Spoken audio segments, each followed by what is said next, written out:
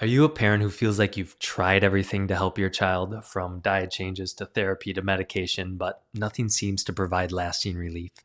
If so, you're not alone. Today, an alarming 40% of children struggle with chronic health conditions, things from digestive issues to emotional regulation issues to respiratory problems to developmental delays. And while many doctors focus on caring for individual symptoms, there's a crucial piece of the puzzle that often gets overlooked, and it has to do with your child's nervous system regulation. This video is for parents like yourself who feel frustrated, feel helpless after trying countless approaches to help their struggling child, but they only find temporary relief or maybe no improvement at all. So if you're tired of being told, they'll grow out of it, or I don't think you should worry about it, feeling dismissed by other healthcare practitioners, this information could be vital for you. So, what am I going to talk about?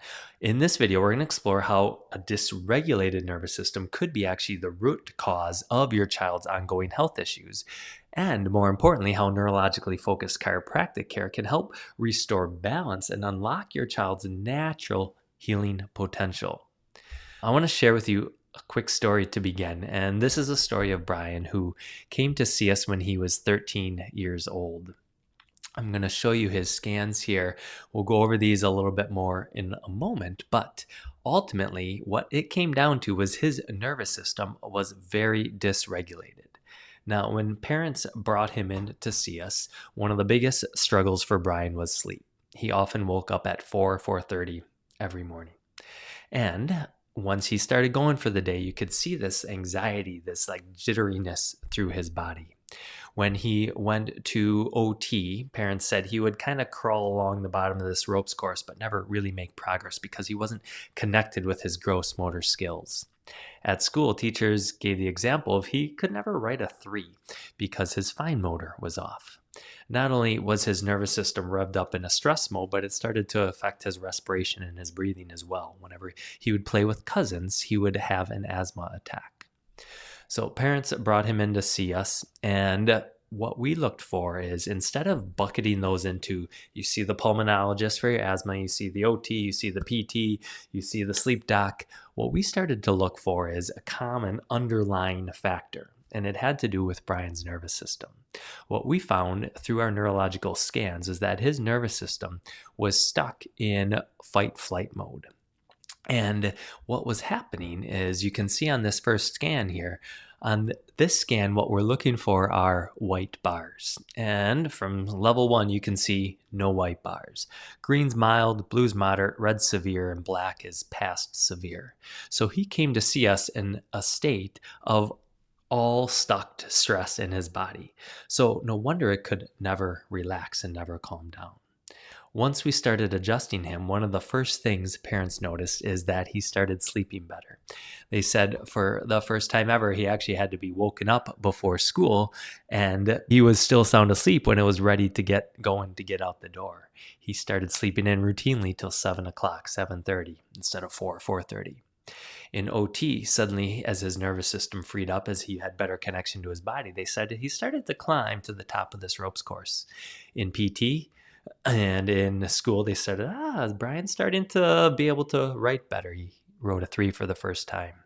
Several months into care, as his nervous system became calmer and more regulated, his asthma started to improve, so much so that mom and dad said, guess what? Brian can go outside, play with his cousins, and he's not been using his inhaler for a long time. And the cool part of this story is, after many months into care, he came in to see me one day, and he's like, looking at mom and dad, can I tell him? Can I tell him? I'm like, yeah, Brian, you can. And he goes, Dr. Tye, watch this. And he bent down, and for the first time ever, he tied his shoe for the first time. At 13 years old, he still hadn't developed the coordination to tie his shoes.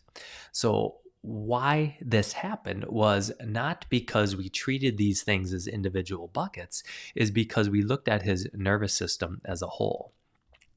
Going back to his scans here, I'm going to show you his follow-up scans looked like this. And obviously, there's still a lot of work to do. You can still see a lot of red, but you can start to see all this white in his nervous system that wasn't there before, in contrast to the intensity that was there previously.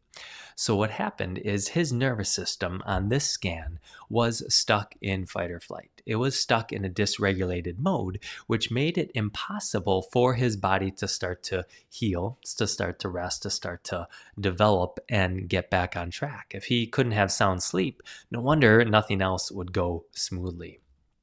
This level of nervous system dysregulation is something that we often see start early on, as early as fertility.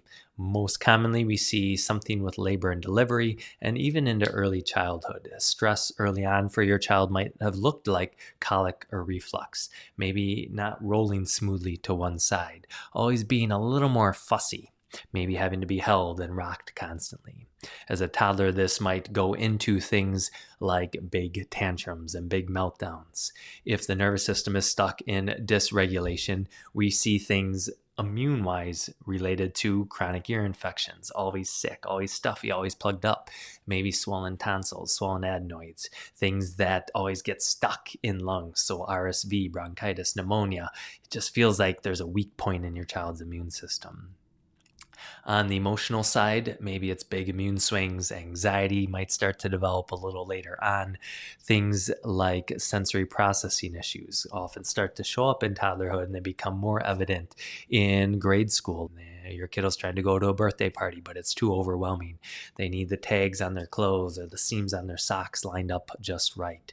All of these things lead us to look for a nervous system that was stuck on fight flight early on and never was able to shift out of that, because if it can't shift out, it can't go into healing mode, which is where growth and development happens.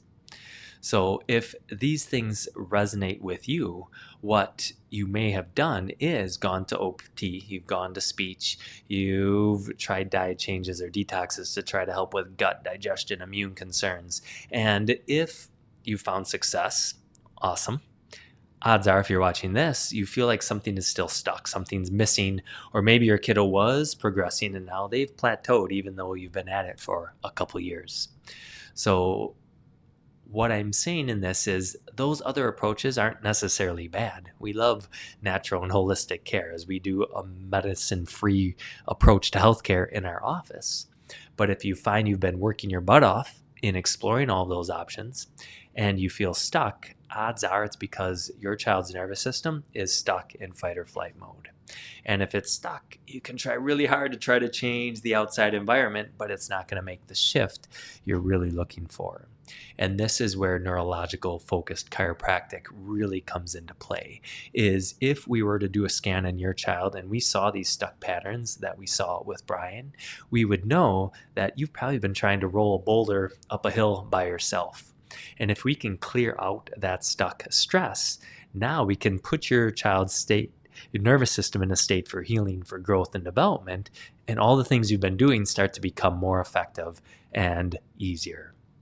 So if that resonates with you, please reach out, shoot us a message, check out our website, check out our other videos, learn more, and we are here for you. We're here to help, and we love supporting you. Talk to you soon.